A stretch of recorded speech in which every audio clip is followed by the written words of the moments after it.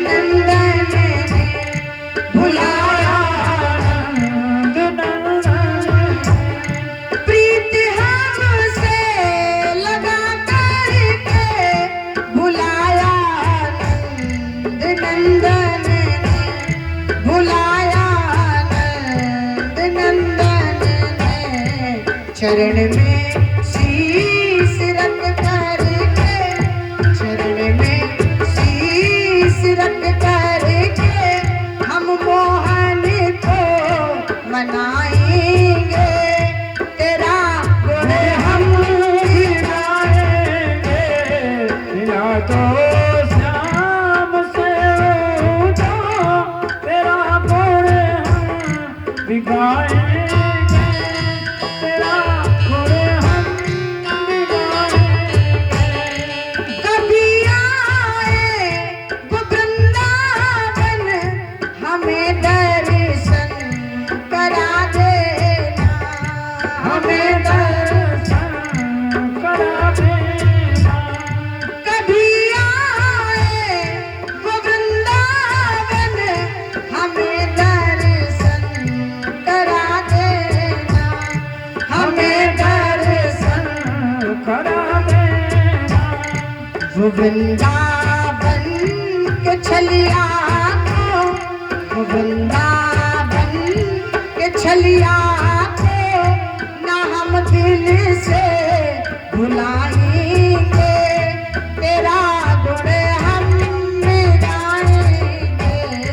मिला दो शाम से उदो, तेरा गुण हम गाएंगे। तेरा गुण हम गाएंगे।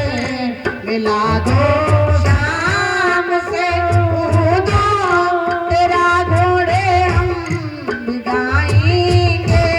तेरा गुण हम गाएंगे। भोले बांके बिहारी लाल की। आज उद्धव पुनः मथुरा कन्हैया के पास पहुंचे और भगवान ने अपनी माया से पूरे ब्रजवासियों के दर्शन कराए। उद्धव को ज्ञान का जो घमंड था उस घमंड को भगवान ने दूर किया। स्वामी सुखदेव जी महाराज कहते राजा परीक्षित उधर कंस का जब वध कर दिया तो कंस की जो पत्नी थी अस्थि प्राप्ति, कंस के वध के बाद उन्होंने जाकर अपने पिता जरासंध से शिकायत कर दिया और भगवान कन्हैया से जरासंध ने 17 बार युद्ध किया और 17 बार भगवान ने जरासंध को हरा दिया। 18वीं बार ब्राह्मणों को अनुष्ठान पर बिठाया और कहा इस बार यदि मैं कन्हैया से युद्ध में जीत गया तो इतना धन दूंगा कि दोबारा फिर जीवन में किसी के कोई अनुष्ठान करने की आपको आवश्यकता नहीं पड़ेगी, और यदि हार गया तो मृत्यु दंड दे देंगे। 17 बार तो भगवान ने जरासंध को हराया। 18वीं बार जब युद्ध हुआ तो भगवान उन ब्राह्मणों के लिए, उन भक्तों के लिए रण छोड़ करके भाग गए और उसी दिन से मेरे कन्हैया का एक नाम रणछोड़ भी पड़ा। और भगवान दौड़े दौड़े समुद्र के किनारे पहुंचे।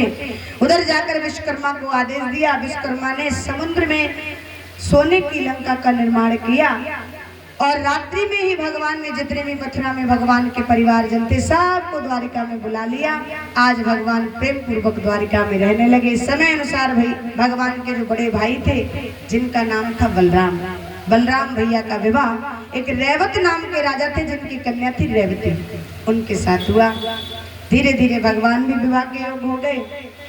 कुंदनपुर के एक राजा थे जिनका नाम था भीष्म, उनको जल में सरोवर में एक कन्या मिली कमल के पत्ते पर, पुष्प पर, और उस कन्या को ले आए। ब्राह्मण द्वारा नामकरण संस्कार कराया।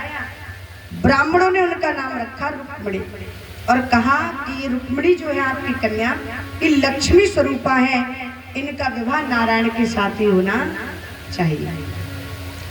राजा भीष्मक ने लालन पालन किया। धीरे धीरे मैया विवाह के योग्य हुई। रुक्मिणी मैया के 4 भाई थे, रुक्मी, रुकुमरत, रुकुमपाल, इस प्रकार से नाम थे।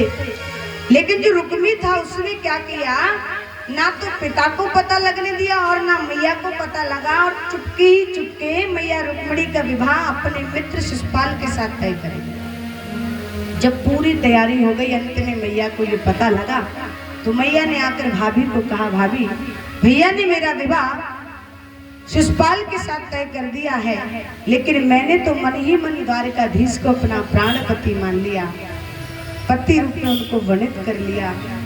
मैं तो उनको ही अपना सर्वस्व मान चुकी हूँ, फिर मैं शिशुपाल के साथ विवाह कैसे कर सकती हूँ।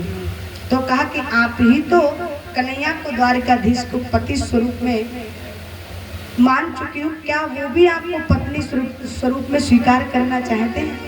ये कैसे पता लगा?